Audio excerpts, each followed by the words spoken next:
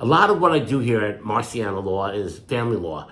Divorces, adoptions, prenups, all sorts of different things. Every now and then I get people that are looking for relatives through Ancestry.com. And one of my favorite stories is someone that works with me for many years and one of my very, very good friends, Tom Martino, who is my computer consultant and works for a lot of other companies in Hoboken. Many years he's been working for me, but like 8 or 9 years ago, he started looking for his father that he never knew. And I tried to help him through phone books. And then by chance, he got a call from a woman who said he was a second cousin. And Tom went on a journey and he actually found his family. And he found out who his father was, and it really completed him. I'm going to introduce you to them, to my people. It's Tom Martino and his sister that he found. It's a wonderful story, and not just on TV, it happens in real life. I'm here with Tom Martino, his sister Janis, and Jerry. Janis is Tom's long-lost sister.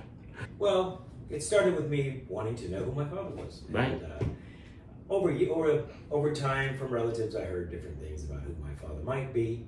And at the time, I had a name, because a cousin of mine said, "Oh, your father's some Jorge guy who has a TV repair store in Brooklyn."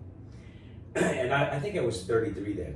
And I did nothing about it all that time. So this is like 12, 13 years later that I decided to do a Y chromosome test. Because, relatives said, "Well, your father's either a Jewish lawyer or that Puerto Rican fellow with a TV repair store." So I did the Y chromosome and, it came back saying you're 30% Sephardic Jew.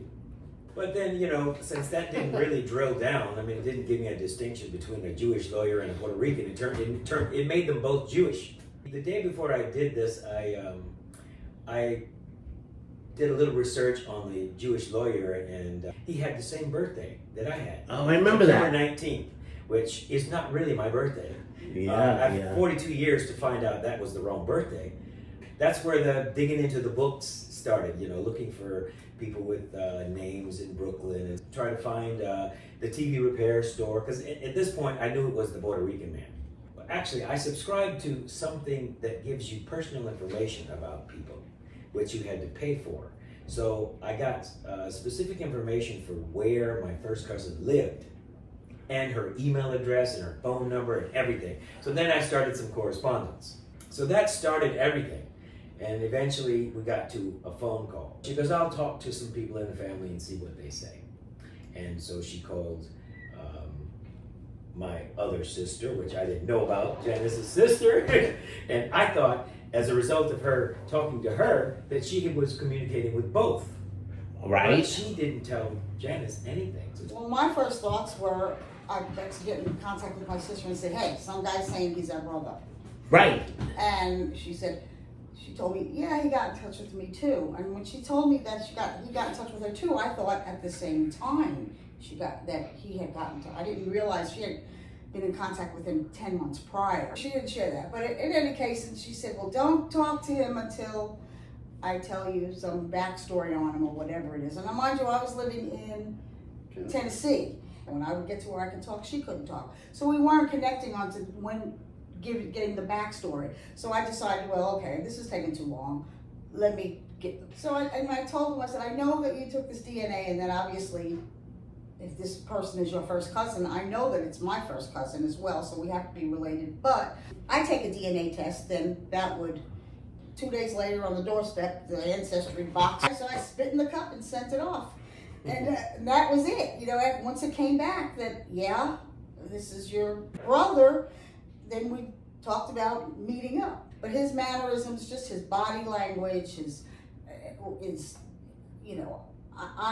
I would have seen him met you in a coffee shop, I might have said, "God, he kind of reminds me of my dad." Because it was very, very, very similar. Learning about him and now knowing him, my childhood, a lot of pieces of puzzle that I did not know did not connect. Suddenly, whoa! Now, certain things in my life were going on during the time when he was born, even though I was just Oh. 5. You don't know why things are happening with your parents when you're 5 years old, but it's kind of like, that makes sense, okay. Well, I can see the change in her. You know, as soon as they met, it wasn't like Janis had nothing was missing from her, but it made me happy because she was happy that she had found her brother, and so I loved him right off the bat because you can't a good heart, you know, you can just tell.